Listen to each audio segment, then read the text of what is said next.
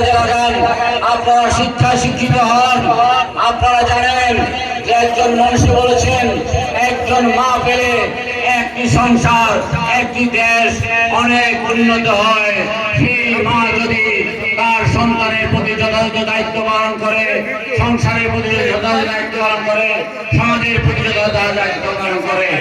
শহীদ রাষ্ট্রপতি জিয়াউর রহমান সর্বপ্রথম মহিলা বিষয়ক মন্ত্রণালয় করেছেন। তিনি মহিলা বিষয়ক মন্ত্রণালয় করার মধ্যে 50% মহিলা শিক্ষক হিসাবে নিয়োগ করতে হবে। তিনি সমস্ত বেসরকারি ব্যাংকে তিনি মহিলাদেরকে নির্বাচন করার জন্য অগ্রাধিকার দিয়েছেন। এই শিক্ষার ব্যবস্থা করেছেন, নারীদের বৃত্তির ব্যবস্থা করেছেন। নারীদেরকে শিক্ষার জন্য তিনি এক পর্যায়ে দ্বাদশ শ্রেণী পর্যন্ত ফ্রি শিক্ষা দিয়েছেন এবং বই পুস্তক, খাতা, কাগজ, কলম ইত্যাদি ফ্রি দিয়েছেন।